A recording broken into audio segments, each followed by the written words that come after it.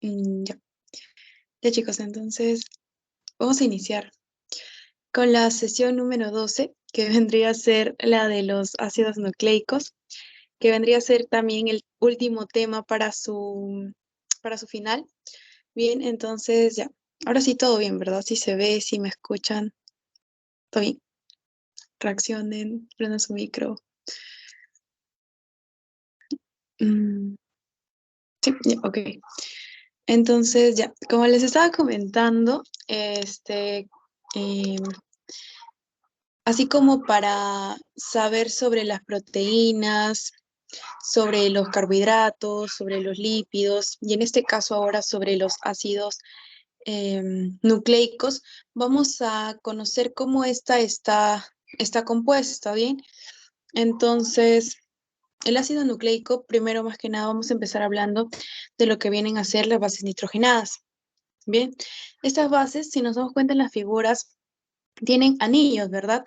Anillos heterocíclicos que habíamos mencionado en los primeros temas, como estos van a ser pues conformados tanto de carbono e hidrógeno. Sin embargo, como nos dicen bases nitrogenadas, quiere decir que estos anillos van a poseer pues hidrógenos en su estructura. Ahora, estas bases nitrogenadas vamos a ver primero a las purinas, porque vamos a tener tanto purinas como pirimidinas.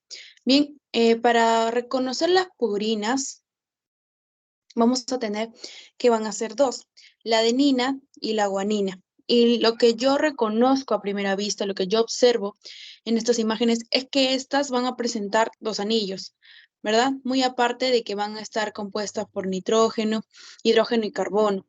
Bien, entonces características de estas bases nitrogenadas, que son de tipo purinas, la adenina y la guanina, van a ser que van a poseer en su estructura dos anillos. Bien, ahora, hay una memotecnia que no sé si, bueno, no he escuchado, pero yo me los aprendí para las purinas, cuando mencionaban el agua pura, ¿ya? A de adenina, el gua de guanina y la pu de las purinas. Entonces, agua pura, la adenina, la guanina son purinas. Y por ende, entonces, el resto de bases nitrogenadas van a ser pirimidinas.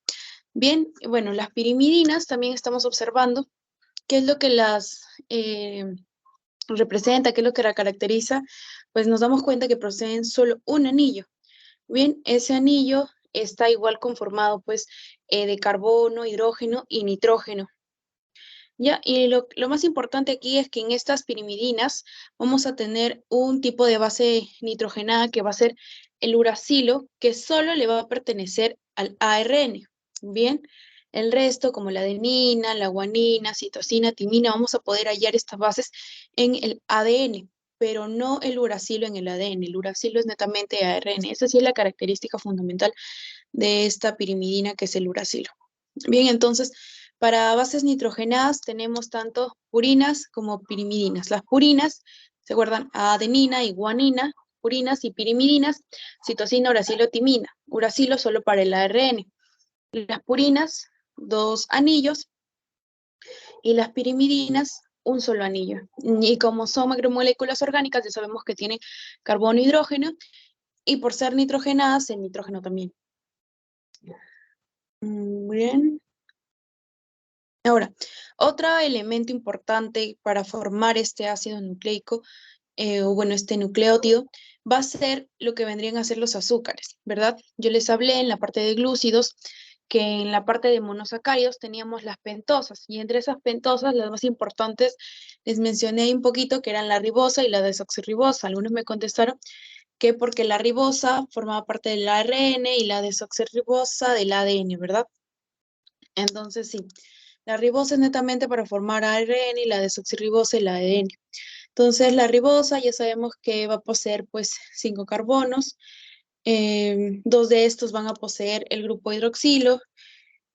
El primer carbono aquí es donde se va a unir nuestra base nitrogenada, ya sea una purina o ya sea una pirimidina. Sí, y en el quinto carbono, perdón, se va a unir mi grupo fosfato. ¿Ya? Y esto es lo que más adelante nos va a dar lo que vendría a ser el nucleótido, ¿sí? Entonces, en mi ribosa, en el carbono 1, en el carbono 2, no, en el carbono 1, perdón, va la base nitrogenada. En el carbono 5 va el grupo fosfato. Bien, y en mi desoxirribosa vamos a tener que, de igual manera, en el carbono 1 va mi base nitrogenada, en mi carbono 5 va mi grupo fosfato. Sí. Entonces, no se olviden, tenemos en los azúcares, estas pentosas son pentosas, no son triosas, no son monosas, eh, son, no son hexosas, sino son pentosas, porque van a poseer 5 carbonos. Entonces tenemos a la ribosa y la desoxirribosa. Acuérdense de que vamos a tener que unir el carbono en el carbono 1 y en el carbono 5. 1 para mi base nitrogenada y 5 para mi grupo fosfato. Esto es como que el que va en medio, ¿no? De la estructura, este azúcar. Ahora, el grupo fosfato, este que se va a unir en el carbono 5 de mi pentosa. Bien, este va a ser el que nos va a conferir la carga negativa a nuestro nucleótido. Va a brindar características ácidas también por el fósforo. Y esta es la que se une, como les mencioné, al carbono 5 de mi pentosa, ya sea de mi ribosa o de mi desoxirribosa. Ya, ahora sí, ya tenemos las bases nitrogenadas, ya vimos los azúcares, ya vimos mi grupo fosfato. Ahora vamos a ver lo que estos van a conformar. Y estos van a conformar lo que se llama el nucleótido. Bien, nuestro nucleótido va a estar conformado entonces por un fosfato inorgánico. Es inorgánico, bueno, porque vimos para lo del segmento del parcial, cómo este va a conferir características propias para hacer ese grupo. Bien, el azúcar que vendríamos a tener, no se olviden, la pentosa, no se olviden, monosacárido pentosa, la ribosa, la desoxirribosa, también que es el que va a unir tanto al grupo fosfato en el carbono 5 como a las bases nitrogenadas en el carbono 1, que vendríamos a tener mis purinas, que vienen a ser la adenina y la guanina, y las pirimidinas como la citosina, el uracilo y la timina. Bien, entonces aquí en imagen vamos a tener esta representación. Tenemos nuestro azúcar, ya sea desoxirribosa o ribosa para formar mi ADN o ARN, nuestra base nitrogenada y nuestro grupo fosfato que le confiere cargas negativas. Ya esa característica negativa a mi nucleótido. Bien, aquí de igual manera tenemos la representación más clara. Nuestro carbono 1 unido a la base, nuestro carbono 5, perdón, nuestro carbono 5 unido a mi grupo fosfato. ¿Ya? Bien. Ya, entonces acuérdense que el nucleótido es la conformación de los tres, fosfato, azúcar y base. Ahora, también no hay concepto de nucleócido. Cuando me dicen nucleócido, va a ser solo la conformación de dos de estos elementos. ¿Y cuáles son estos dos elementos? Va a ser tanto mi base nitrogenada como mi azúcar, mi pentosa. Bien, entonces, si me dicen cómo está conformado mi nucleótido, el nucleótido va a estar conformado por los tres elementos, que van a ser grupo fosfato, mi pentosa y mi base nitrogenada. Y si me dicen nucleócido, con S, vamos a tener a mi pentosa con mi base nitrogenada. Pentosa y mi base nitrogenada. Ya.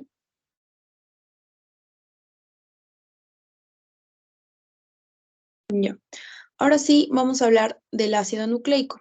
Así como para mi proteína, mi estructura base va a ser mi aminoácido, así como para, por ejemplo, este polisacárido como el glucógeno, mi base va a ser la glucosa, así como para, eh, bueno, a ver, en este caso en el ácido nucleico, que voy a tener como base, y vamos a tener a lo que vendrían a ser los nucleótidos, lo que acabamos de ver, ¿verdad? Estas estructuras de fosfato, azúcar y base nitrogenada. Fosfato, azúcar y base nitrogenada. Fosfato, azúcar y base nitrogenada. Ven que todos estos nucleótidos van a ser lo que vendría a ser conformar el ácido nucleico. Ahora, el tipo de enlace que va a unirse entre el fosfato, el carbonos y el carbono 5 se le va a conocer como enlace fosfodiéster. Bien, este va a tener direccionalidad, eh, va a ser bidireccional, porque en un extremo vamos a tener que inicia con 5 a 3' y para el otro extremo va a ir a la inversa, de 3 a 5', y son complementarias, ¿ya? Estas características las vamos a ver un poquito más adelante. Ya, ¿y por qué es importante estudiar mi ácido nucleico? Porque yo voy a estudiar esto, pues porque esta macromolécula va a ser importante para el almacén y para la transducción, transmisión de lo que vendría a ser la información genética. Bien, entonces, ¿y esto para qué? Pues esto para poder permitir mejor funcionalidad en cuanto a todo mi organismo, ya sea desde mis células, que es la unidad base también, hasta lo más grande y complejo que vienen a ser órganos y sistemas, ¿sí? Entonces, ustedes saben que cualquier falla en estos, en el ADN, mutaciones, se va a ver expresado tanto genéticamente como fenotípicamente, ¿sí? Así como en malformaciones, entonces todo eso, por eso es la importancia de estudiarla. Bien, ahora, estas dos moléculas que hemos estado ya hablando, que vendrían a ser pues mi ADN con mi ARN, vamos a tener que el ADN, o también llamado como ácido desoxirribonucleico, lo vamos a poseer pues nosotros, los humanos, los mamíferos, algunas bacterias, aves, algunos virus también poseen esta estructura de ADN. Sí, su principal característica es la doble hélice. Sí, como vemos en la imagen, esta doble hélice que va a presentar el ADN. Esta se va a ubicar ya sea en el núcleo o también en organelas. En la parte de biología van a ver cómo también vamos a encontrarla en mitocondrias y cloroplastos para dar pues el origen a ciertas estructuras, ciertas receptores, moléculas en general para nuestras células. Bien, entonces principalmente el ADN va a ser propia de organismos eucariotas. El núcleo está rodeado por una membrana, igual que también podría darse en el caso de procariotas, que, bueno, en su mayoría el nucleoide va a presentarse sin envoltura. Sí, entonces, como les mencioné, para el ADN las bases nitrogenadas iban a ser adenina, timina, guanina y citosina, y uracilo no, porque uracilo lo vamos a ver en el ARN. Ya, entonces, esto en cuanto al ADN. Para hablar del ARN, que vendría a ser el ácido ribonucleico, en su mayoría lo van a poseer los virus. Sí, generalmente van a ser solo de una cadena, no es doble cadena o bicatenaria como el ADN, sino solo una. Sí, y bueno, esta es importante, ¿por qué? Porque se va a demostrar hablar sobre el dogma central de la biología molecular, donde el ADN se va a transcribir a ARN y luego va a dar el origen a la transducción de proteínas y codificar todo lo que va a llevarse a cabo para sintetizar nuevos elementos. Sí, y aquí es importante hablar también de tipos de ARN. Esto van a tocar más en biología. Aquí nada más ustedes deben saber cómo está compuesto el ADN, el ARN y más o menos características eh, precisas. Bien, pero igual les voy a colocar ahí sobre el ARN mensajero, el ARN de transcripción, el ARN ribosómico. Bien, el ARN mensajero, como su mismo nombre dice, ¿no? Va a llevar este mensaje, o sea, va a llevar la información de los codones. ¿Y qué son mis codones? Van a ser grupos de tres, pero ¿de qué tres? De tres bases nitrogenadas. Entonces puede ser A, C, T o A, U, A. Entonces, este va a llevar el mensaje de estos codones, porque cada codón, como les voy a enseñar más adelante, va a ser la traducción de un aminoácido, perdón, de un aminoácido, y ustedes saben que aminoácido, aminoácido, aminoácido forma una proteína. O sea que así mediante este tipo de... ¿Por qué es importante el ADN y el ARN? Porque nos va a permitir, por ejemplo, formar lo que vendría a ser insulina, ¿Por qué? Porque la insulina, como les había mencionado, era un péptido y el péptido está compuesto por aminoácidos. Y si yo transcribo por codones este tipo de aminoácido con aminoácido y péptido, pues podría, por ejemplo, dar lo que vendría a ser la insulina. Entonces, por eso es importante estudiar esto.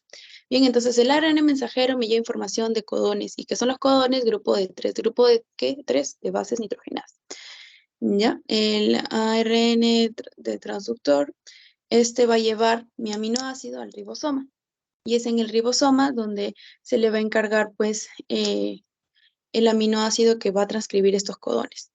Y el ARN ribosómico es propio del ribosoma, de esta estructura, donde va a codificar y pues básicamente sirve como ayuda para el ARN mensajero. ¿Sí? Ahora las bases que vamos a ver aquí, vamos a tener a la adenina, uracilo, guanina y citosina. ¿Ya? Y aquí tenemos cómo más o menos va a empezar a transcribir. Tenemos que solo es una cadena. Tenemos aquí al ARN mensajero que lleva ahí mis tres codones, a mi ARN de transcripción, que ese codón lo reconoce y le va a dar el nombre del aminoácido que corresponde. Y pues miren, al final se forma mi péptido. Y como les mencioné, un ejemplo podría ser mi insulina. O un ejemplo podría ser un receptor o podría ser una hormona. Entonces, así es como lo importante que es conocer tanto el ADN y el ARN y que éste siga su secuencia correcta, que no se vea alterado, porque si no pueden ocurrir deficiencias, em, problemas en estos, y en el caso de que no, mi cuerpo no pueda producir, por ejemplo, una correcta insulina, que va a provocar en mí, en mi organismo, pues puede provocar lo que vendría a ser la diabetes de tipo 1 tal vez. Bien, entonces así.